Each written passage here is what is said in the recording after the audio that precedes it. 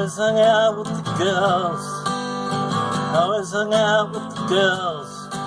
Always hung out with the girls because they accepted me.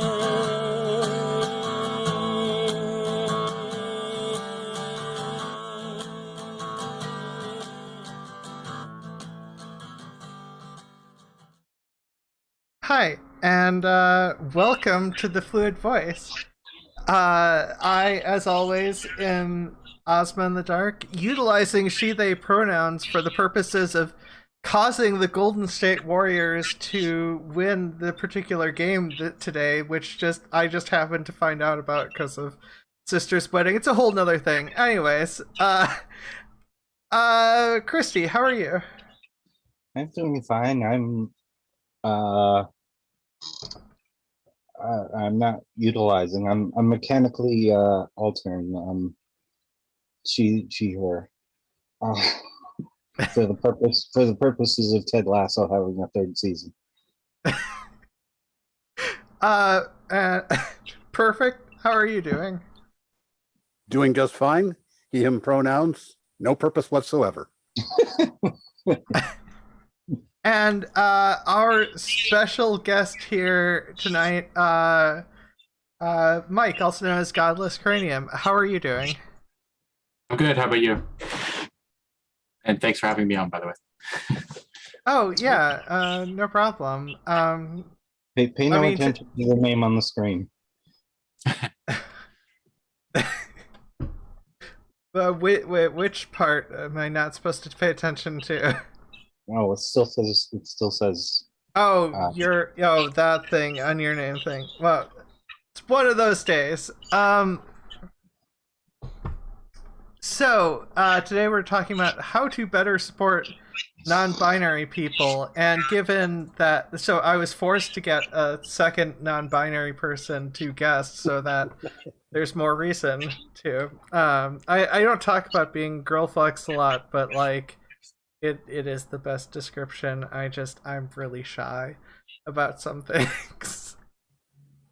That's part of the reason why I use she/they pronouns. And I know, Mike, you came out recently.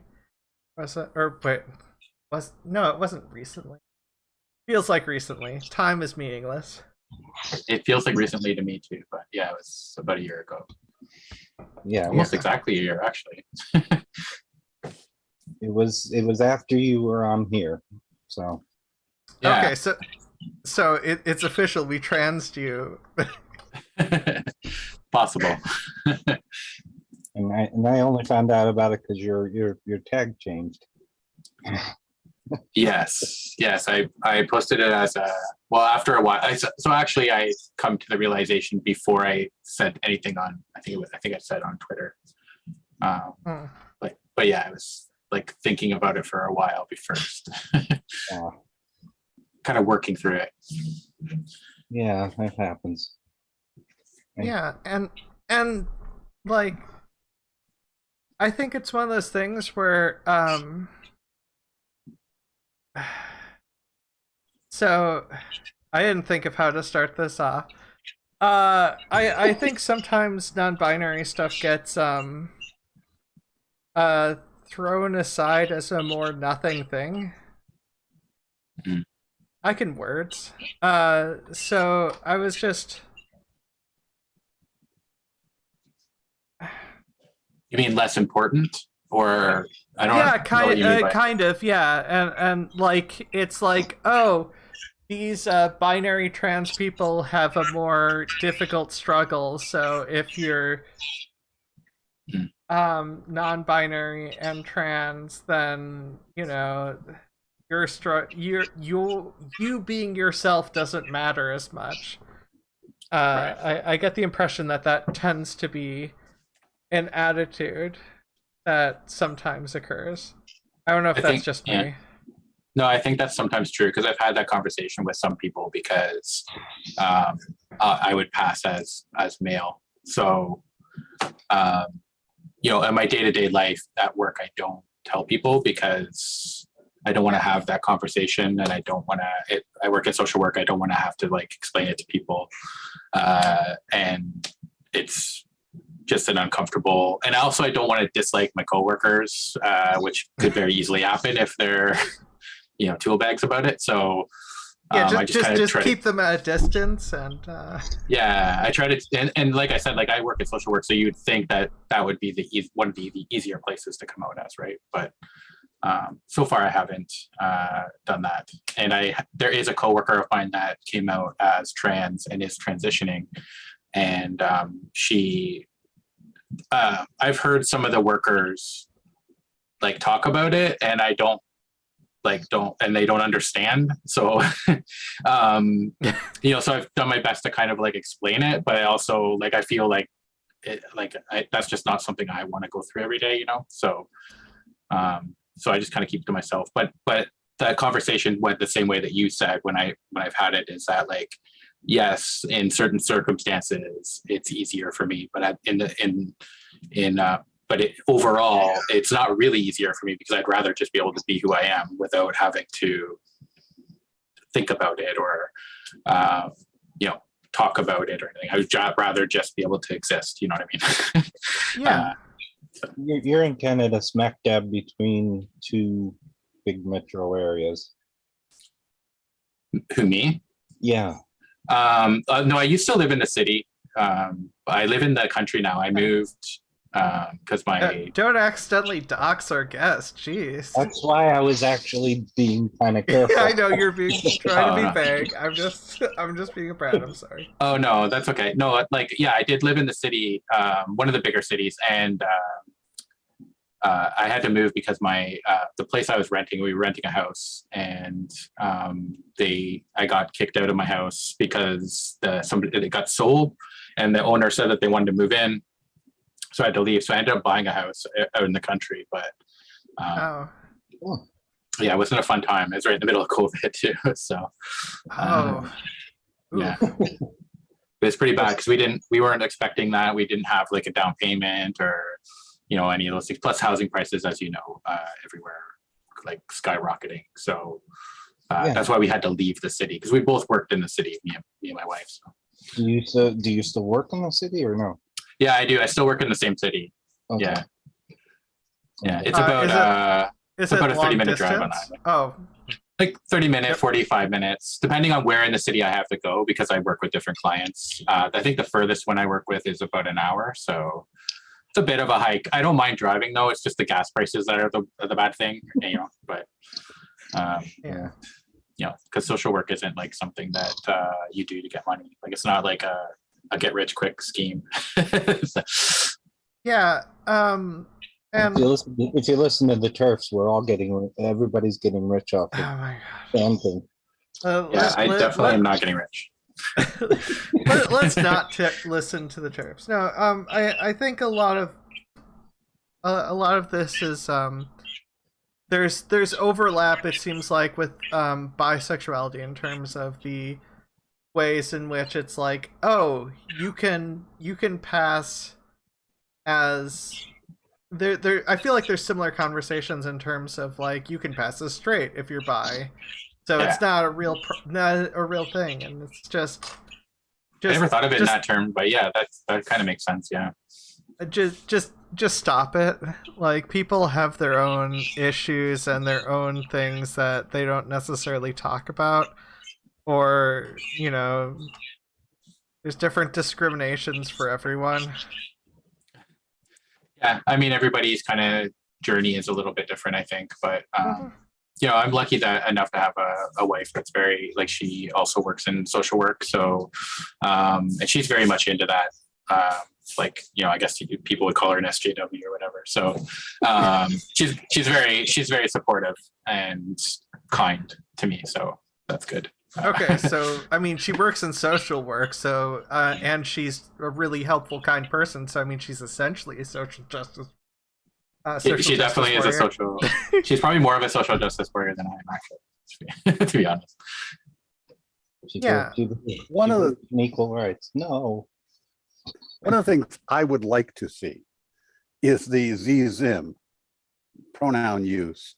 Introduce a genuinely neutral pronoun, because like you were saying at work and that kind of thing, You are still it's- salty about the they them thing, aren't you? Perfect.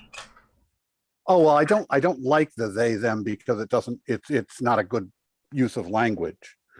And it introduces ambiguity, and it's trying to force language in a direction that language normally develops away from. It's better to roll with how language normally works. And then I think I agree, but what do you mean by that? Like, I don't understand. But like, it's a bad, like, everybody uses they them anyways. So how is it a bad use of? Oh, because it gets inspecific. In specific about gender, because that's the point. Well, no, not about gender. Okay. Trudy left the house 5 minutes ago. She went down to the corner and met her friends, and then they went on to the store. Right. You could just Which substitute did they all go, or did Trudy go? Or did one? Yeah, I know what you're saying. I just don't agree because it's very specific. And you would also just say their friends went or they went. Like, no, but you could rearrange it to make it to be say a specific thing. But you've made the language inspecific, and language gets more specific as it develops and grows. But so when you take something and you try and make it go backwards, it's really a climb. You're working against the nature of how things grow and develop. I don't. The only joke I laughed at in the entirety of Chappelle's The Closer was Dave, they're after you. Oh no. Wait, one day or a lot of days? Which I thought was a good line. But also like your point about how the language change it, like it moves away or to from that only happens by use. So if everybody started using they in that way, or a lot of people did, that's literally the way the language would revert to that. Well, the language you could make it do it, but then the language would be trying to do something else. So if you forced it in that way, then the language would have to invent another word for what now is commonly used as but I mean, you can't I mean, language is complicated. It's not necessarily forced. It's a group. But no, you're saying it's a group decision or whatever.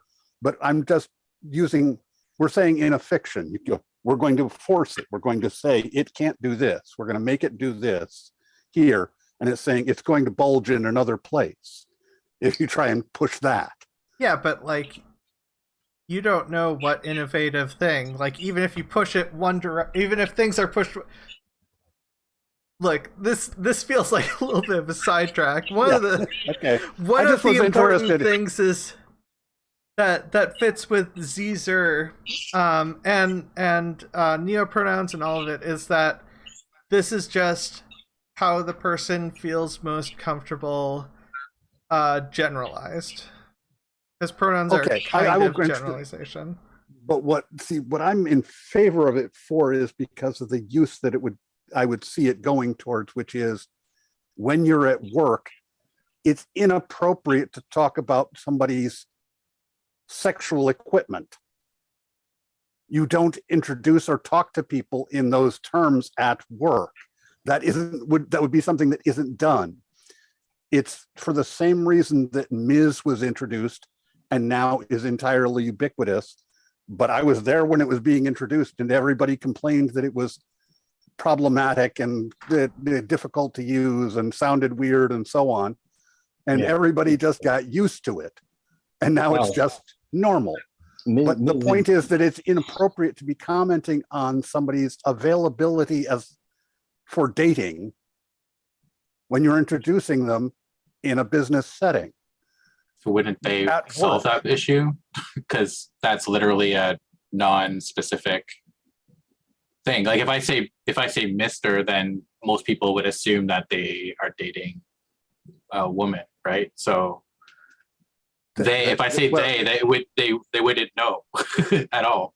Well, they would indeed. They would if you got down to where everybody was a they and used they them that way. That would work.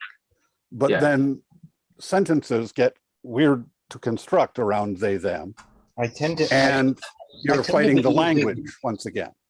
I tend to It's be a- using they more in my everyday language. Yeah, Just because it becomes, once you do it, it becomes second nature. It's one of those things of having to plus be it's able to switch on a dime anyway. yeah. Yeah, Go ahead. Go ahead. No, No, go ahead. you go ahead. go. You probably had more of a point. No, it's okay. You go ahead. You go ahead. I'm gonna think about it But for a you're the couple guest. You're the precious guest. You're I brought it up supposed to because it speak. seemed to match in with the subject matter pretty well, and he brought up the Well, thing about work, and that at work, and that he didn't want to be doing that at work.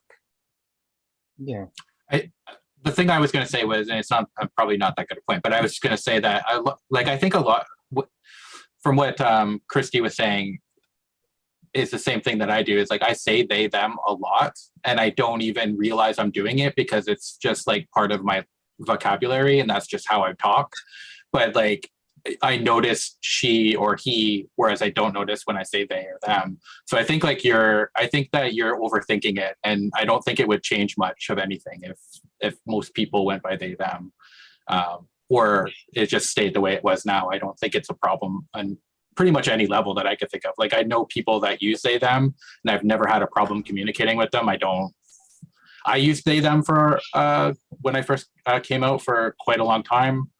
And I didn't have any problem communicating or being communicated to. So, would you prefer they them for this evening? No, I changed it to any and all. But so, by the way, does that mean you are fine with whatever pronouns, or do you prefer to be use of any and all as the pronouns?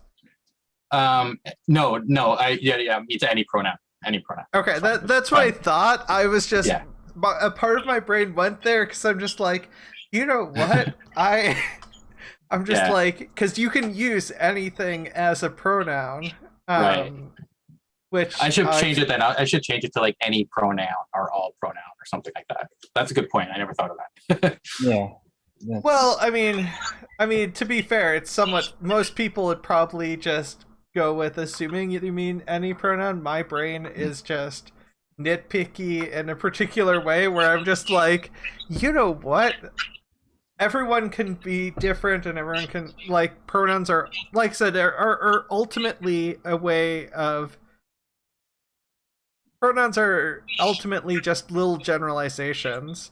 Like there are languages that have had pronouns that are unrelated to genitals before. I'm pretty sure. That were more job related. Well, even now there are cultures with more than 2 genders, like 3 genders. So I've read of some that have like 5 or 6. So. And the Bible has 31. Does it? Yeah. All right. Wow. Well, there. This is things you learned in theology class. Yeah. It's people make too much of a big deal, and I think that it relates also to you know yourself best, so you can describe you describing yourself. You probably know what works best for you, as opposed to me. I don't know any of you as well as I know myself, so yeah, I think a part of me is just like I'm not like, just as for me, so this, I'm not speaking for anybody else, but for me, I kind of dislike genders.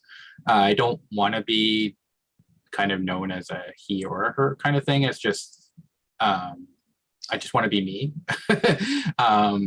So, and I get a lot of like, what about agender?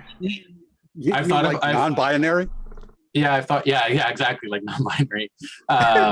Yeah, I mean, I've thought about it, but there are some days where I feel more male or female, you know, so so that's why I've kind of kept it that way, because I don't think it fits as well as any and all. Sort of like a flux.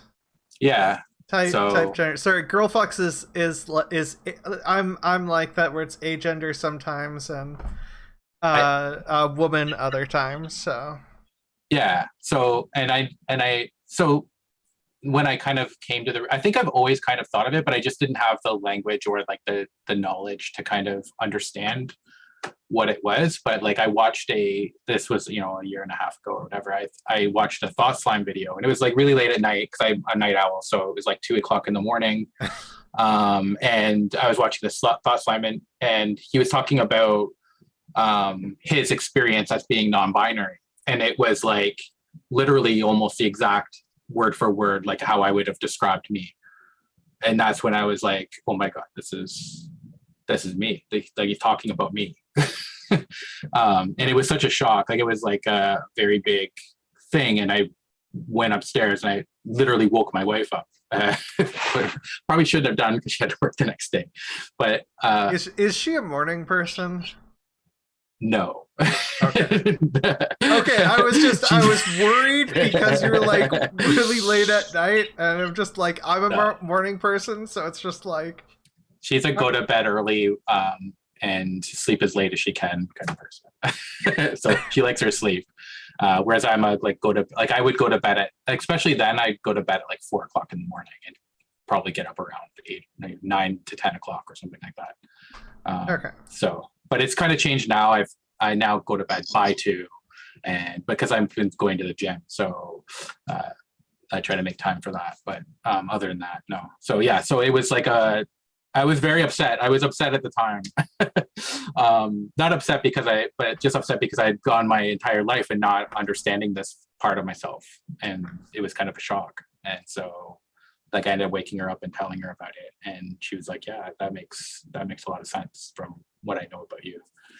So yeah, and that's part of the important thing about visibility.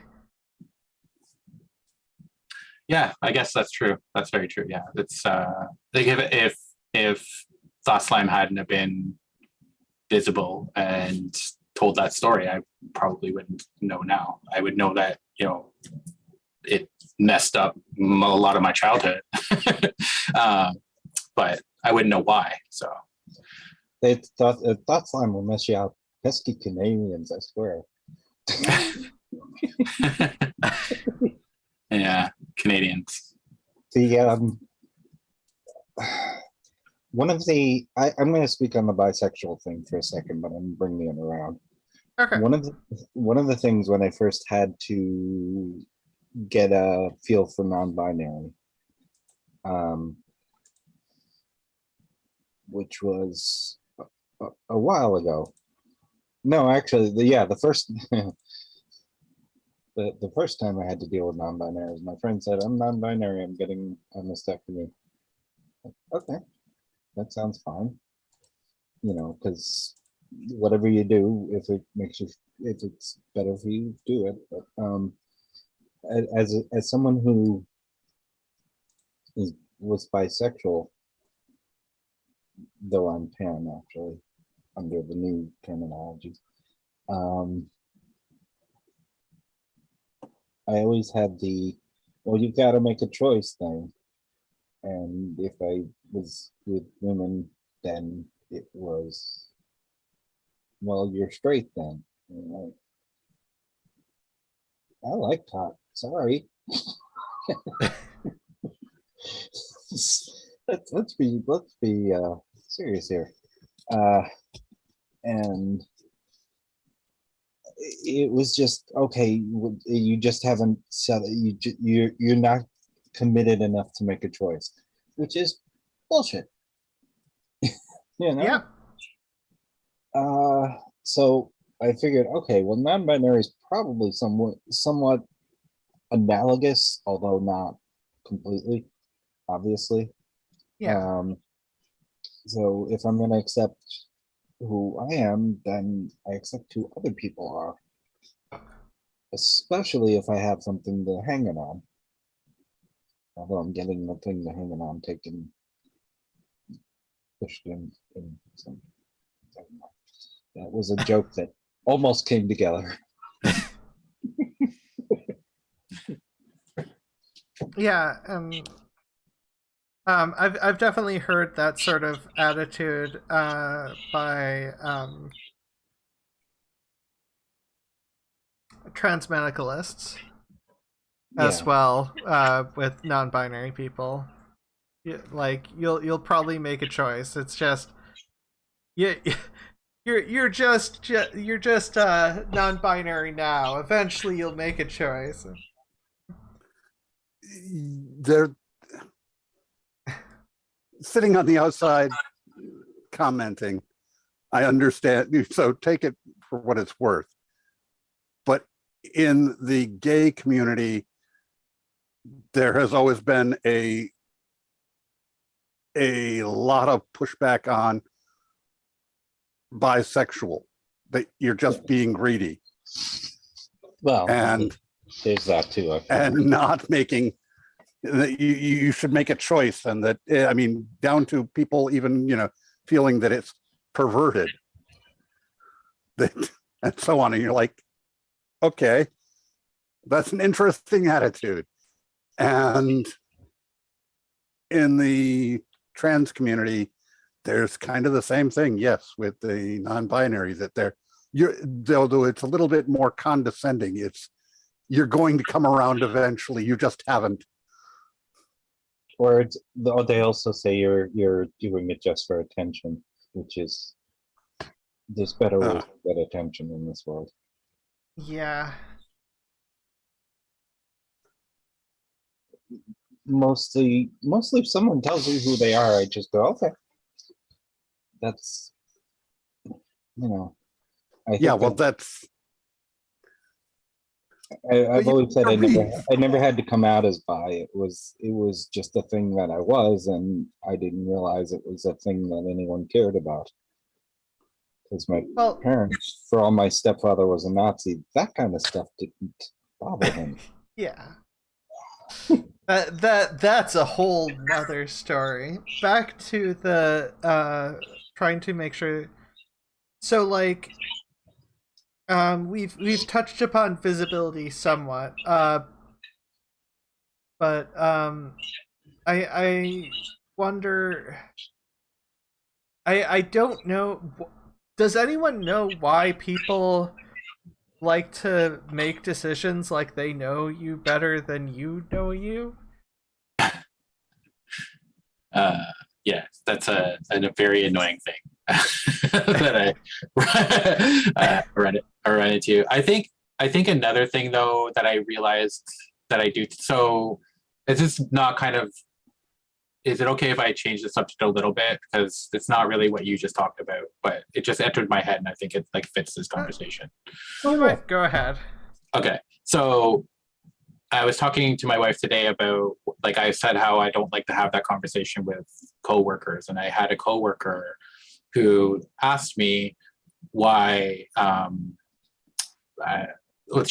she saw on an email that one of the HR people had put in brackets like she her, and said, why do people need to do this? It's not a big deal, just it's fine. And I tried to explain it, but I think I've started moving away from Twitter, but I think this is why, is because when she was telling me about it, I immediately, like in my head, kind of went on the defensive, because I'm so used to dealing with people on Twitter and online that are complete tool bags about it, that I see like warning signs like that, and I just immediately kind of jump to, you're just trying to get on my nerves, right?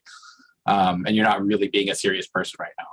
And I think that's a bad thing to do. Like, I know, like, trans people they shouldn't have to explain it all the time. And I know, and I understand all of that. And I understand that, like, it can get very frustrating, but I think like being online kind of makes it worse, if that makes sense, in my regular life. And so I don't like that. I don't like that I would like, and I like this coworker, by the way, like we're friends outside of work, but I just immediately, I wasn't mean to them or something, but I just kind of like ended the conversation, because I didn't want to, after my initial like try to explain, I just didn't want to go any further, because I was afraid that she would say something even dumber, and I would dislike her, and then whatever. So Yeah, I don't know. Have any of you had that same kind of experience?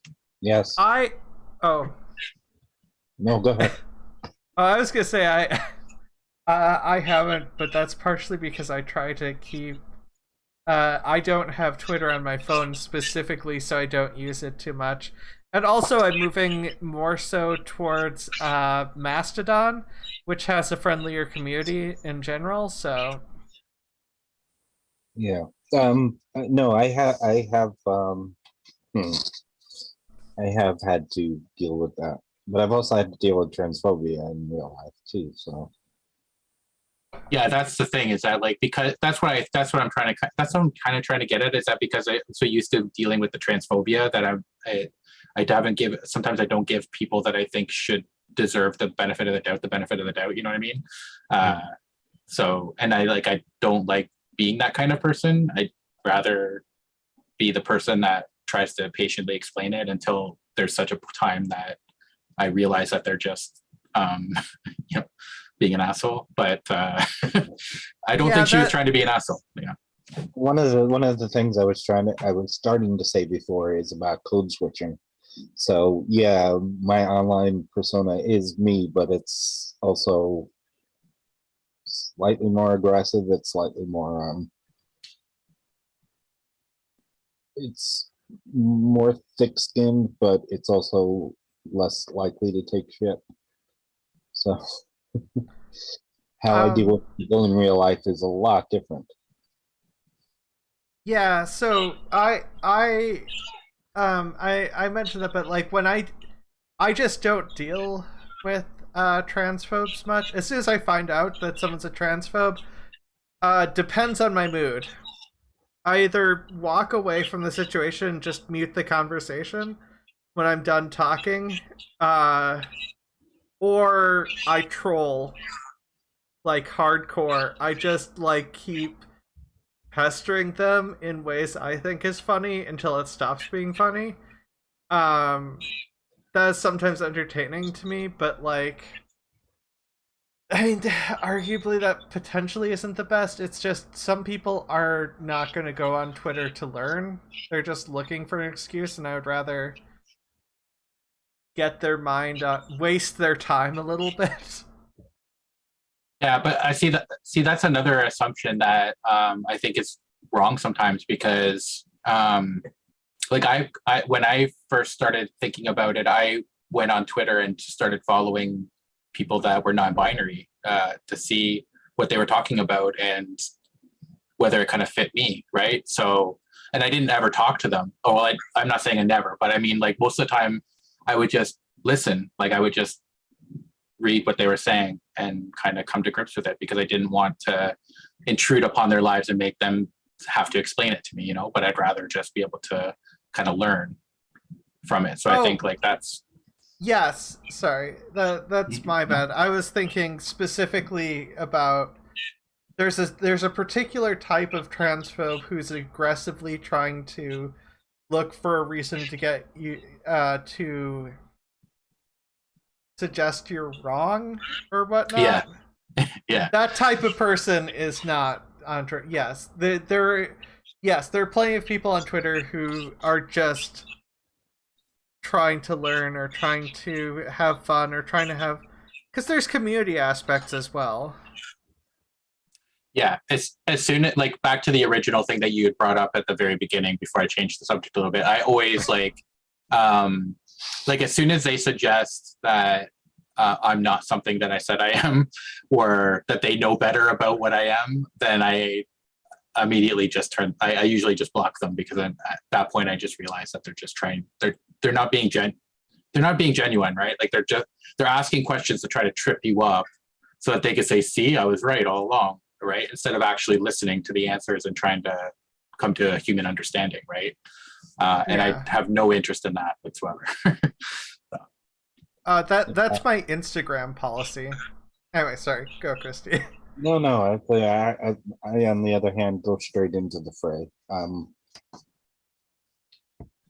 Maybe I'll come in not swinging, because I'm a little more cagey than that. There are times when it's like, You're being kind of reasonable. I said, and I'll answer. You don't realize that I've been making fun of you for several days now. Oh, no. Oh, jeez. That's I feel like that's meaner than me. I'm not able to keep interest. So for me, I'm such a light troll on Twitter, and it's rare. Every once in a while, I'll just be like, "Hey, here's this," or I'll point out something obviously wrong, and then they'll never reply to it, which could be for any number of reasons. They might have not seen it, or they might not have a reply to it. Either way, I'm entertained. But that's just Twitter, because Twitter is a hellscape. The one person who contacted me after she radically changed her mind after seeing one of these shows, which we just need one. I see her in the fray a lot too, which is like spectacular, but you know, being on our side when she was quite the transphobe before, and it's heartening to know that people do change. Yeah. But ultimately, I think acceptance is like one of the key elements, and I realized I thought I had more in my brain for like how to better support non-binary people. I guess what is something else that is upsetting, and what do you think can be done better? I mean, licenses are complicated. Yeah. But like, you can just be like X for non-binary on license, but like that's vague, general, and because it's not used very much, I don't use it on my license because I don't want extra hate or whatever, because it's me saying, hey, I don't fit into your incredibly binary assumptions. Hey, look at me. Here's a license to show that you can hate me. And it's like, it's a good thing. It's a better thing than normal, but at the same time, because of society is the way it is, and because the police are the way they are, it just feels like an added risk too. So that's true. Yeah, no, that's true. Because it's the same kind of like the same kind of thing that I was talking about, not wanting to talk about it at work. It's kind of a risk because that's my livelihood, right? And yeah, that's even more of a risk because they literally have a gun. So yeah, I could totally see, especially in, well, I mean, like, I don't think the police are good in anywhere, but I mean, like, you know, in North America, they seem to be pretty especially more violent. so if you're black. More so like, if you're black. It would be probably more likely. If I were to drive around with a license, or with a driver's license with an X in it, I probably would be more likely to get some amount of like hate and tickets. But like, if we're talking about violence, it's almost exclusively excessive against black people when it comes to the police force. And I guess I just don't I don't want to, because like there are tons of people of color who are trans, who are killed, but like it's not significantly a high number of white people. You mean it's intersectional? Well, I'm saying that the races, like there's intersectional aspects to some of their attitude, but if we're talking about violence and death, the racism thing is like the biggest added factor. Yeah. That almost guarantees the police are going to be more violent against you. Yeah. Although with the added bonus of the continued radicalization of the right wing, getting worse and worse, and painting trans people as pedophiles and groomers and stuff like that, that could start to change a little bit, because the police officers watch that kind of stuff and listen to it and take it in. And I mean, it's on a major news network, Fox News. I mean, news in quotes, but I mean, for intents and purposes, it's a major national news outlet in the States, and that's really dangerous. That's how people die, right? So yeah.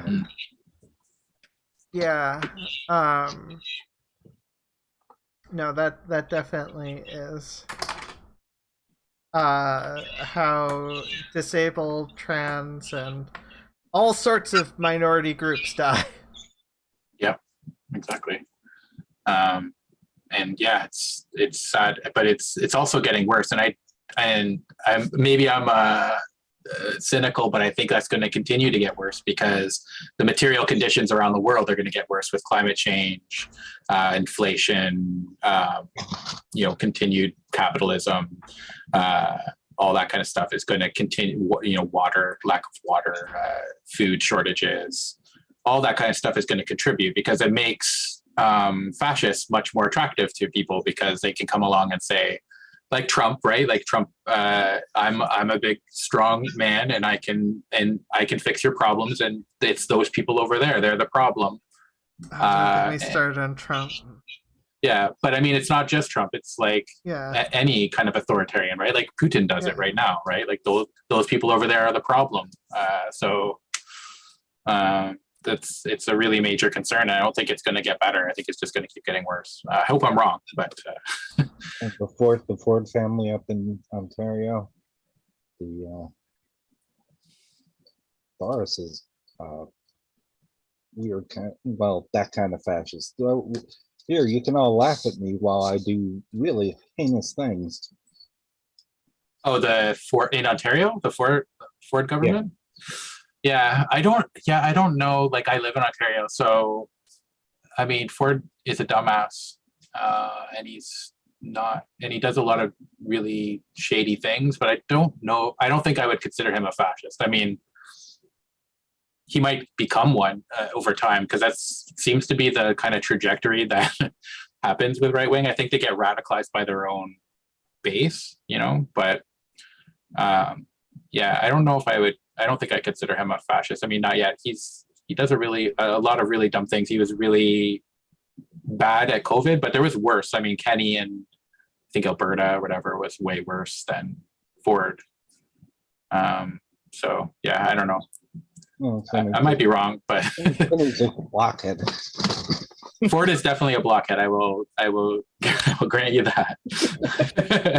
But I mean, like, for me, I honestly don't know how anybody looks out at the world and votes for a conservative anyways. I mean, like, it's after COVID, I mean, because every conservative region was the worst hit from COVID because of the lack of safety measures, right? So I don't know how you look at that and go, yeah, that's my guy or girl or whatever, right? Well, like that's I can tell you in America, at their rallies, they say that just the opposite was true.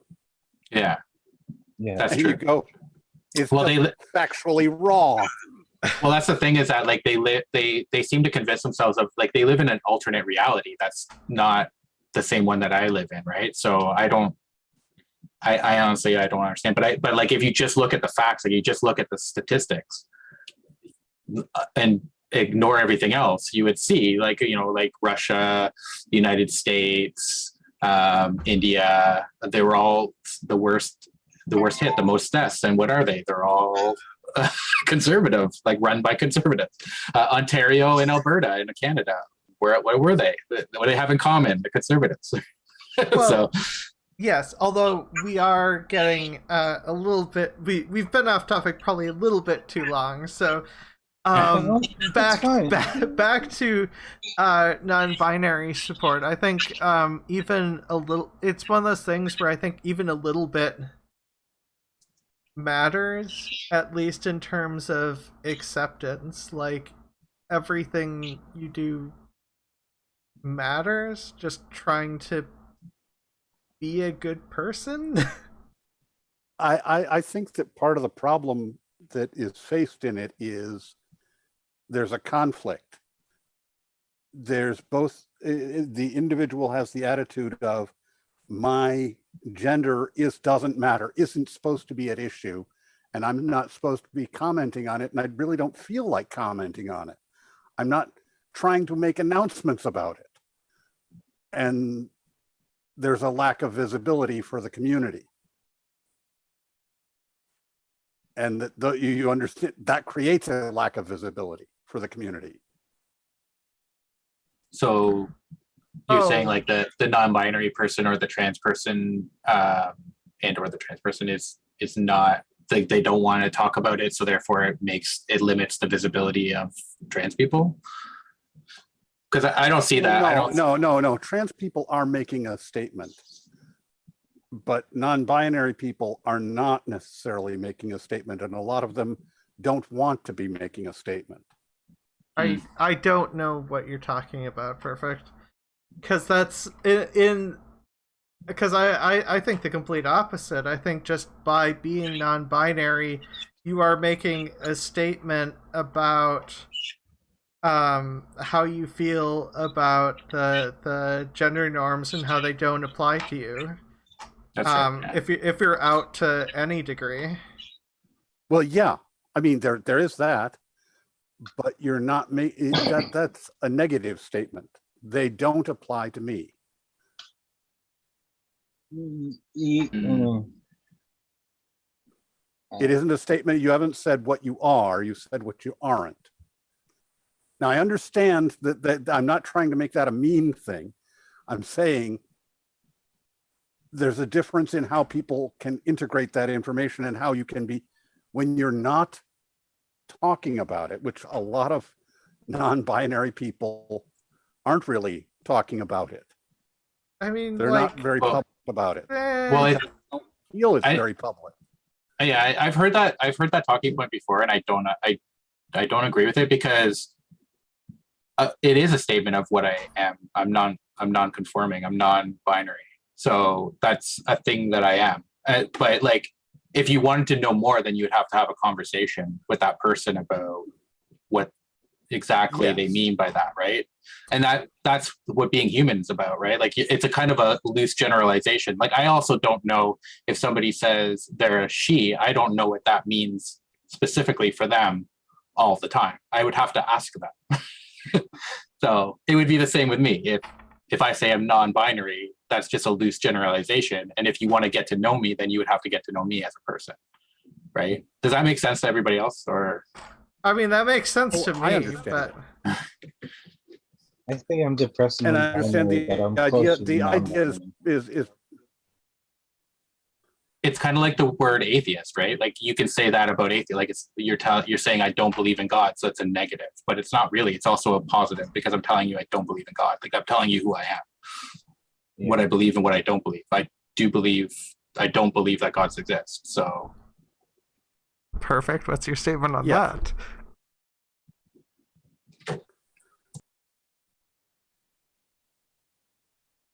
Oh, we were waiting for Perfect. Yep. well. I mean, I'm it just was a saying good breakdown okay. in terms of comparison. So, do you prefer a term other than atheist now, or are you... Oh, me? No. Well, then what's the difference between that and non-binary? Oh, what's the difference between that and non-binary? In terms of negative statements, ways. like you're making a statement with atheist in the same way that you make a statement with non-binary. Like, what's the difference in terms of, because you were saying that there is a difference in terms of the negative aspect. Okay. we all do sorting. Human beings, the human mind sorts stuff continually. Yep. That is true. We sort things all the time. And so I'm sitting here sorting things into boxes, and somebody says, I'd like to be in the mailbox. And I go, well, okay, go in the mailbox. And I'd like to be in the female box. Okay, you go in the female box. And somebody says, we have to have a long talk. I haven't got a box to put them in. They're in a holding pattern right now. Do you understand that I have developed a box that I put them in? Well, yeah, because this is why you need a gender box with a bunch of extra boxes I can't keep juggling in there. You just have a gender box, and you have a bunch of extra boxes in there, and you can always add more if necessary for the purpose of categorization. There's no limit to the box size since it's a mental box, so there's not a direct limit, so there's nothing to stop you from putting more boxes into the gender box, in which case you have categorized them because that person has a gender. And agender people can be outside the box. They can be in the agender box as opposed to the gender box. And also the other similarity between atheist and non-binary is that they're both addressing the majority, right? Like the social norms are that most people believe in God. So to say you're an atheist might be a negative statement, but it's in relation to the norms of the society, right? So if more people were atheists, then you would have more of a problem saying that you're a God, that you believe in God. Or if most people were non-binary and that was just the way it was, then she, her, and he, him, you would have to explain that because nobody would understand what that means. So that's the same kind of situation that I'm in, right? Well, I mean, pronouns don't necessarily always relate to gender, because you can be non-binary and just use he him pronouns technically, and because it's but do you know what I'm saying? Like it's like that's the like a dominant group, I guess that's the word I was going for. The dominant group is Wait, she, her, he, I am not aware of that term, dominant group. Yeah. So it's like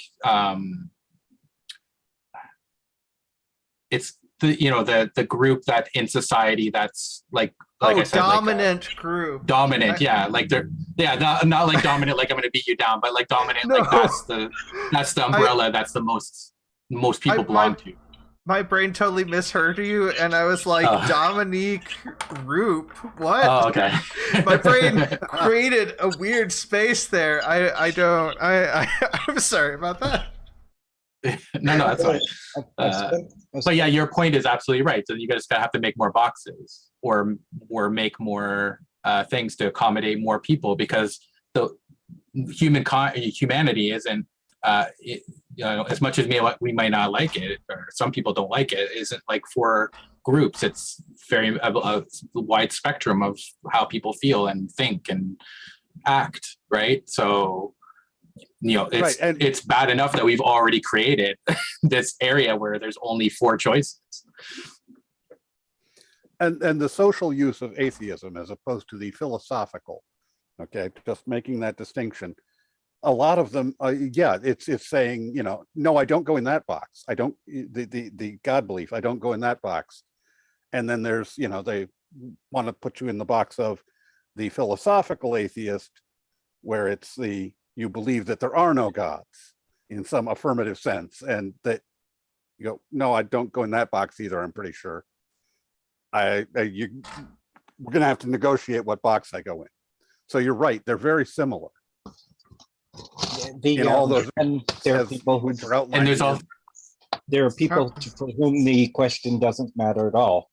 Yeah, and there's also people that, like, you would argue might not necessarily be atheists, right? Like there might be people that worship ancestors. There might be people that think of God in a different way than we've come to expect, right? So that doesn't necessarily mean that they're atheists, but that's like the closest thing to how they could describe themselves, because we don't have the language to describe what they might believe, right? So that's the same thing as I'm talking about. You'd have to talk to them and actually learn about them as a person, instead of just making some kind of generalization on a box so that you could feel good about yourself, right? Like you have to talk to them.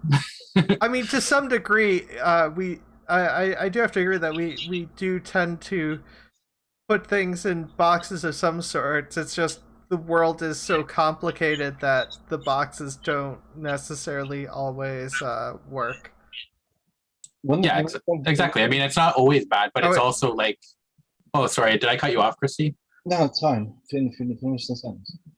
Well, yeah, like sometimes boxes are needed, but at the same time, like if it's something more complicated, you can't just like gender, for example, or God belief or whatever. Like that, it's not enough to just do the box unless it's like for a very specific task. But if you're actually worried about thinking about what that means to that person, you'd have to talk to them about it. So I guess what I'm trying to say. Language. This is something I've been doing on Twitter recently because it's become up a lot.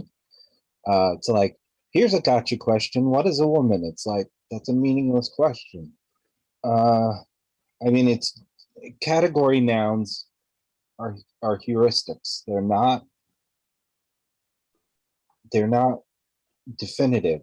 To say what is a tree, that's, or a chair, or a man or a woman, or What is a sandwich? yeah, what's a species?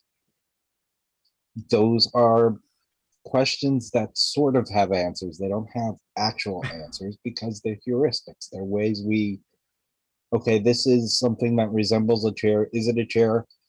I'm sitting on it. No, there's spikes in it. Not a chair. Unless you're into Yeah. that sort of thing. Yeah, I was gonna say it depends on what you were looking for in a chair, I guess. Well, yeah, and even then, what makes a chair differences with cultures or whatnot. Maybe if it has 4 stools, it's 4 legs, it's a table, not a chair, no matter what sort of 4-legged thing it is in that culture. It's the world's complicated.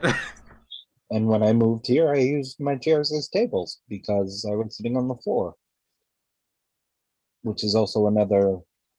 And does that make the chair now a table? Yeah, that makes the chair now a table in usage because heuristics and usage are 2 different things, even though we want to conflate them. Yeah. So it's a table. I don't know. Floor and ground are also a thing. So gender is a description, effectively, of the best way to describe yourself, and for whatever cultural purpose that is, in my mind, slowly losing meaning. Yeah. Yeah. Well, I mean, non-binary. Woman doesn't have a definitive answer. Non-binary seems to be serving the purpose of being a large catch-all. Yeah. Which is it's better than where we were in the 50s. But I think we need a lot more definitions. I mean, we could try for 5. Well, I mean, non-binary is just a vague thing to say, not the other. These are the other 2 definitions. Not the 2 definitions. There's girl flux, agender, guy flux, several other things that I can't think of off the top of my head, since my brain is mostly focused on my own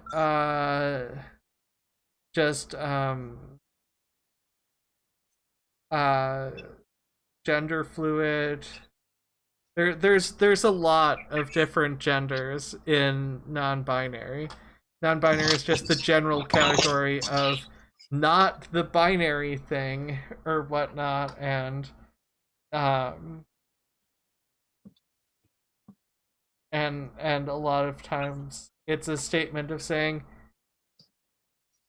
not everyone's the binary. Stop it. I consider myself binary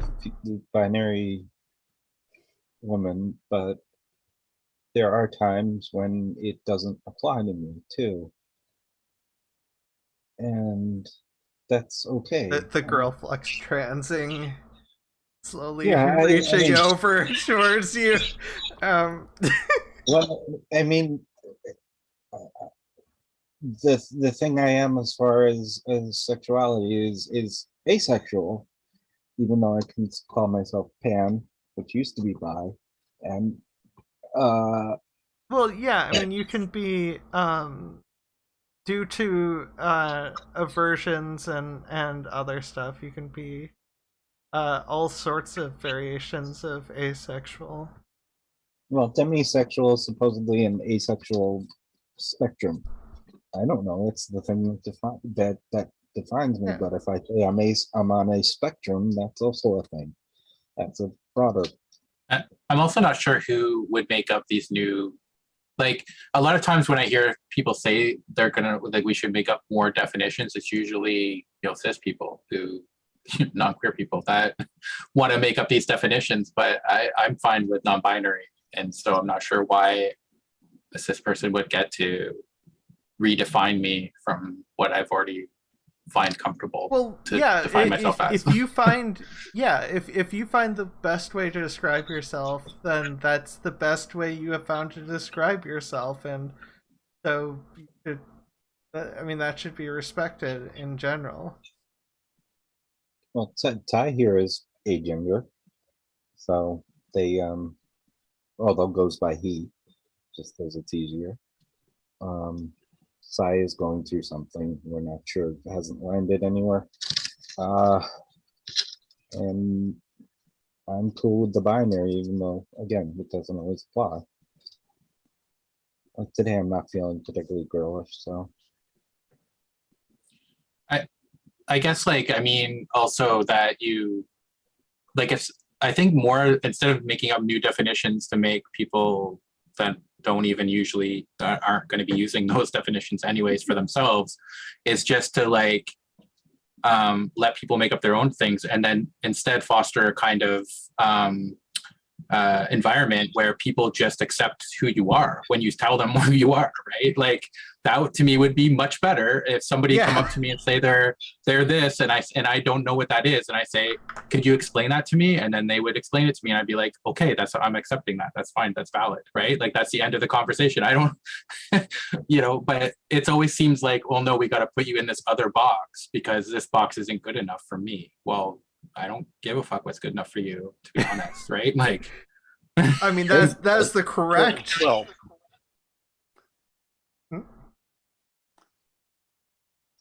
okay. Well, the people are going to sort you into boxes. I mean, that's just the nature of being people. They're going to be doing sorting, and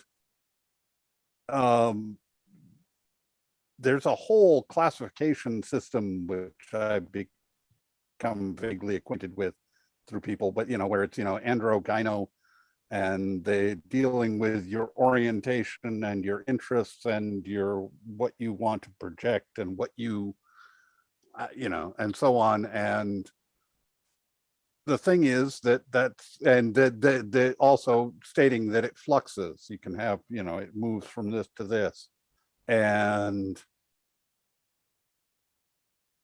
it just strikes me that there's a broad spectrum of people and their orientation and behavior towards sex, sexuality in the non-binary spectrum. I mean, you have people who are asexual who are not that interested in sex at all. And you have people who are very interested in sex. Well, and I mean, that makes me a notable difference between the two. Ace is a little bit more complicated than that, but yeah. Yes. But sorry, I kind of love the comment that was made by EC. But listening is hard. Who wants to do that? Exactly. Like I don't accept that, like, well, we're just going to sort people into boxes. Yeah, you can sort people into boxes, the boxes that I tell you that I'm part of, right? Like, you don't get to, like, make the box and then tell me what I am, right? Well, you can still make a box. You just label it according to what's said by the other person. Yeah, by listening to the other person tell you what they are. That's what I'm saying. Like, I don't know. I feel like we'll be on the cusp of an argument soon. So, someone went to you 6 months ago, said, how many genders are there anyway? And I jumped on that before you got a chance, which was, I said, well, 7.5 billion last I looked. Yeah.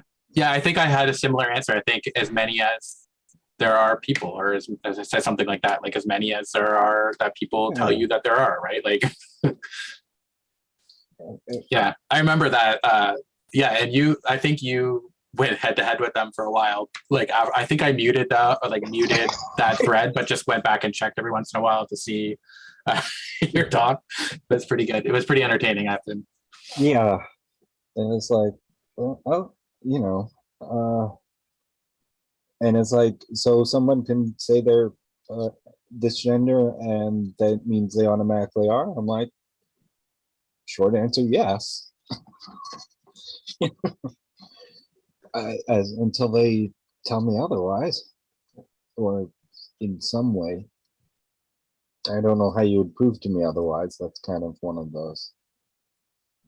Well, because a lot of the stuff is philosophical, and once you get into philosophical stuff, it's like, describe your ethics. People can describe the same general ethical thing in two different ways that makes it feel more comfortable to them, and maybe it's with relation to what they prioritize. Like, it's complicated. People are complicated. Yeah. And are also very much the same sometimes. But also people are complicated and different, and we're just told to fit into a box. I'm going to jump in on one just because this is a perfect place for this. But I used to, the old stoner question, you know, how do I know the color red is the same for you as it is for me? I used to think there was a definite answer to that. And then I took hormones. And the colors changed. A lot. That's interesting. Yeah. I didn't know that, but I've thought about that question too, because like we're all kind of like, I think I was listening to a podcast the other day and they put it like this, like we're all kind of living in a simulation because each person, their brain simulates reality, but we have no idea if that's actually the reality that's beneath what we see, right? Like, is that the actual real? It's almost 100% that it's not. That it's a simplified version of actual reality and just used to make, I don't know. I'm going to go off on a tangent, but because I find that stuff really interesting. But your brain can only process so much. Yeah, and also like I can't tell how you, like, if I'm looking at your face and you smile, I assume that you're being happy, and I relate to how I feel when I'm happy. But I don't know what grade of happiness you're feeling, or whether you're actually happy at all, right? You could be just being sarcastic and smiling, or like smiling because you want me to think that you're smiling, right? So it's just like a weird interface that we have between people, right? So yeah, I don't know. I find that stuff's like super interesting. Well, so. it is, but then on another level, at some point, it gets to the thing where it's like, well, it's just easier to accept various aspects of some of the aspects of reality, because there's presuppositions. But yes, that'll get into a whole philosophical discussion about presuppositions, and well, and I know like Perfict would get deep into that too. Yeah, well, it's not like I'm going to go jump in front of a car because I don't believe that's actual reality, right? Like, it's still going to kill me. So. Well, yeah, no. I'm not concerned. I don't think that's necessarily going to happen. It's just it's just at some point, like, we as humans have formulated a method to which is known as logic, to sort things out. And even logic is like, you have to have a certain number of presuppositions to be able to formulate anything out, and it just, there's certain things that you just have to accept, and that's why atheism involves not having the presupposition of a deity, because deities can't be proven or disproven. Yeah. Right, but like going back to the color thing, that like for example, I'm colorblind with green, so that means my simulation device doesn't see the same thing that you probably see, right? When you look at green, you see green. I see like a blue sometimes or a black. So yeah, I can't hear B flat. Well, I can now. I couldn't before. It's an oddity, but I'm a musician, so the thing I can't hear is where I'd go if I needed to figure out a chord that wasn't there. So, I think with the statement here, I think we can bring one more good non-binary thing is words build reality insofar as words are the easiest experiences to share and transmit. And I think that's one of the things with visibility and any non-binary stuff, just saying it and explaining it and just trying to get people to look at themselves, I guess. Yeah, I agree. I mean, it's good. And also, like, if things become easier and you deal with less transphobia, less hurdles, then more, and like Perfict said, there'll be more and more visibility because people will just be. I mean, you're already seeing it. I think I saw a poll the other day where it said Americans 50 and over, I think like 0.0 something % of them identified as non-binary or trans, and as you go up in the age, like younger and younger ages, it gets more and more because they're more accepting of those things than the older generations are. So yeah, and there's a similar thing with like left-handedness. Yeah, and atheism. It's because you people have been conspiring to convince the youth to switch. Yes, that's it. I'm also ambidextrous, which apparently doesn't exist either. So the weird thing is, when I was a kid, I was ambidextrous. I could write with both hands equally well, but now I can only write well with my right hand. Although I do some things with my left hand, like when I play hockey, I shoot left-handed and stuff. So, I don't know. Weird fact about me. Yeah, I used to swing baseball left-handed. That was all. I used to bat left-handed, but not. Yeah, my left side is stronger in the sense that, like, when I took martial arts, for example, I could kick harder with my left side than I could with my right side. But my right side could do fine, but my left side was actually the better side if I wanted to put somebody on their butt or something. A zillion years of guitar has made my left hand much stronger than right. But I eat with my left, for instance. It's pork and all of that. I never quite understood the switching hands for cutting stuff. Yeah. I had to be taught a lot of how to navigate. And my sister, 7 years younger, never had to go through any of that. But I was in kindergarten using my left hand in 1971 in Brooklyn. So there you go. That really sucks. Yeah, that's not on. Yeah. So, first off, random interruption. Like, comment, and subscribe, and share our show. Haha, I attacked you with an advertisement type thing. But also, we are getting, we're reaching close to the end. We're at the hour 15 mark. How long does it take to promote ourselves? Maybe I need to sort out the time period a little bit more. I don't know. Let's end on a good note. Mike, since you're the guest, what is the best thing about coming out as non-binary for you?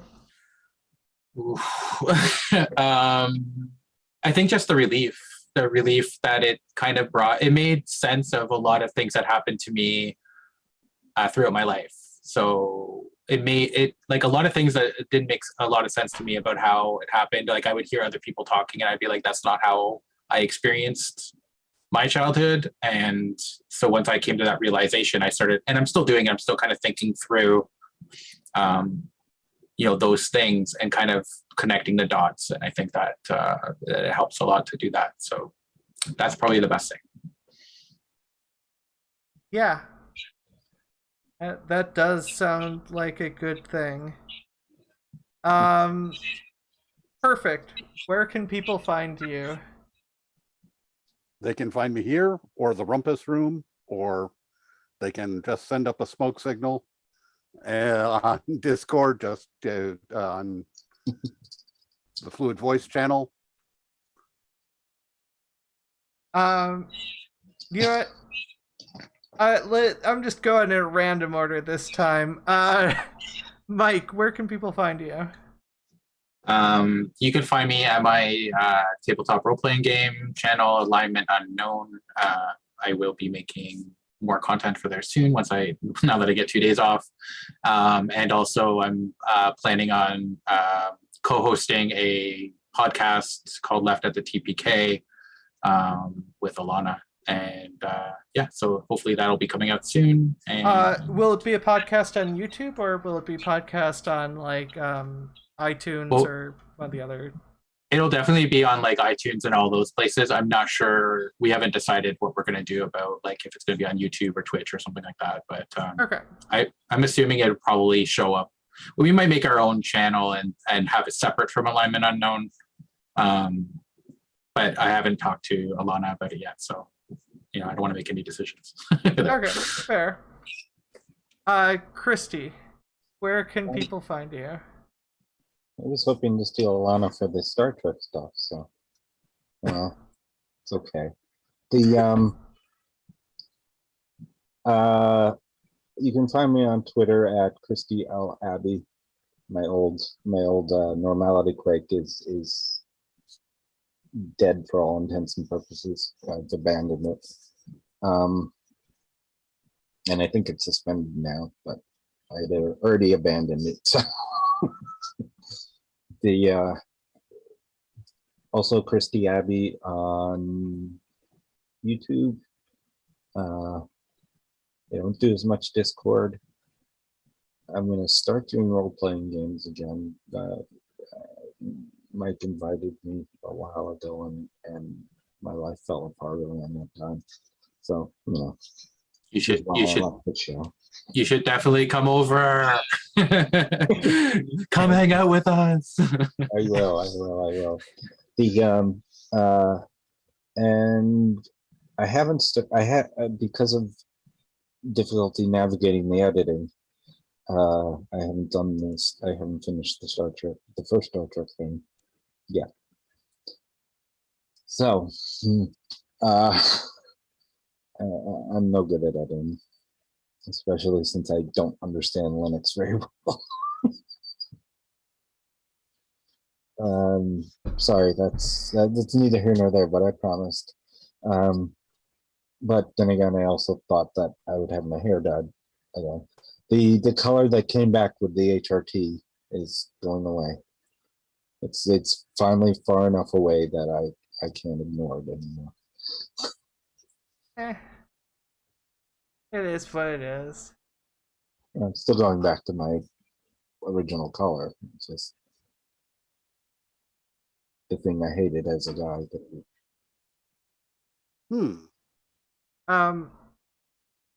Is that it? I think so. I'm just rambling. Nah, it's okay. It's a late at night. It's a late at night. When I try to do some cheap, terrible, fake Italian accent there. Anyways, it's been a late night. I get it, and not that late. I'm overthinking things. You can find me at Ozma In The Dark in a lot of places. Ozma in the Dark on mastodon.lol. Ozma in the Dark on Twitch, Ozma in the Dark on YouTube, obviously the Fluid Voice as well. Ozma in the Dark on Instagram, on Twitch. On Monday through Wednesday, I stream League and ignore the community, which is the best way to stream League. And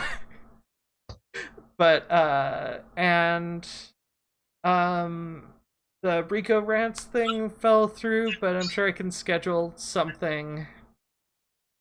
We're working on rescheduling, so I'll probably show up on Rico Rants soonish, and I ended a bit earlier than I wanted to, so what's your, like, you know what, let's just, Well, I'm just like, what if everyone makes up a joke?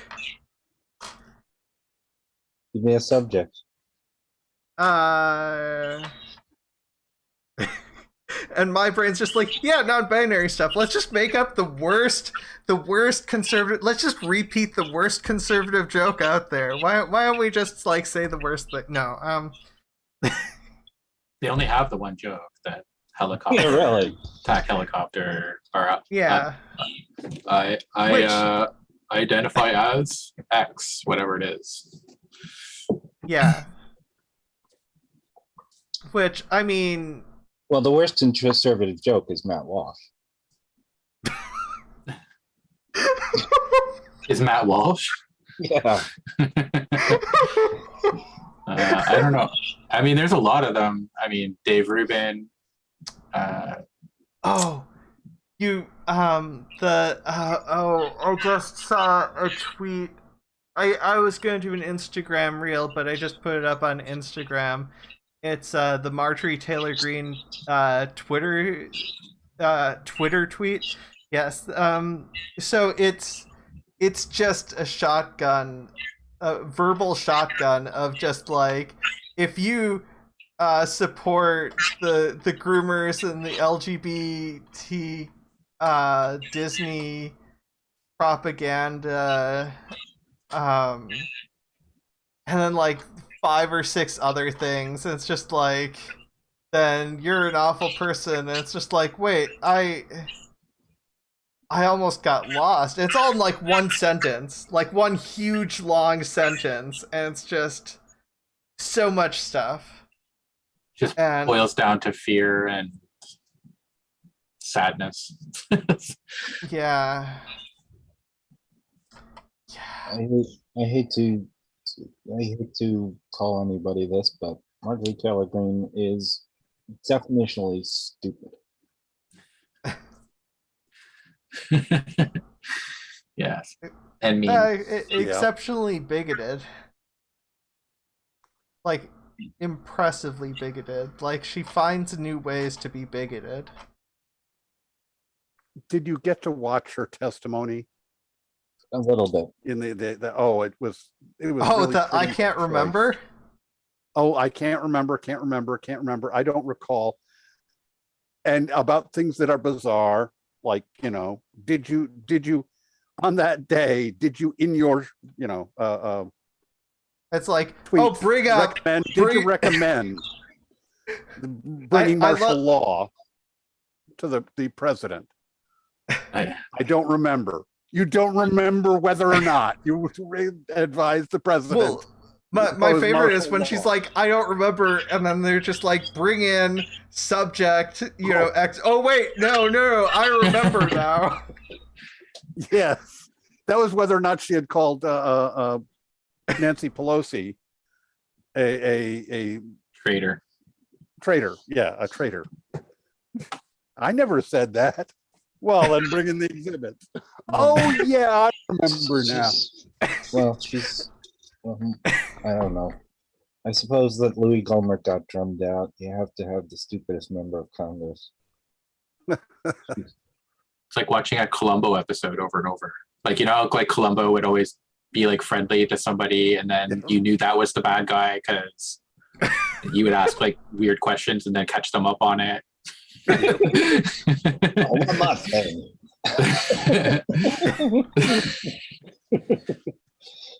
Exactly. Well, yeah, it's close enough. It's probably close enough. I don't want to think it. I just got back from a wedding, my sister's wedding. I ate my fill of quesadillas and drank my fill of soda, and Now you're filled? now I'm just tired. So,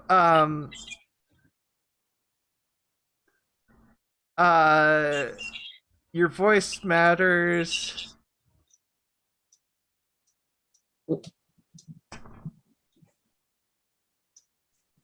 You've gotten it right since we came back. I know, I've got it right twice in a row, and now my brain's just like, what were those words again?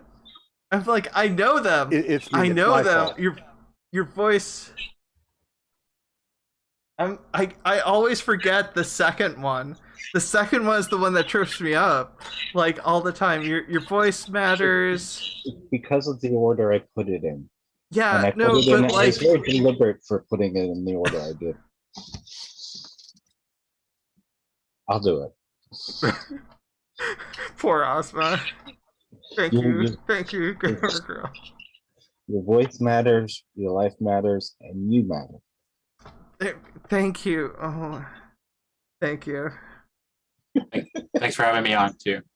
Oh, Nice to talk to Yeah, you. thanks for coming on. No worries. It was Anytime. wonderful having you. And I told Christy before, anytime, and I meant it.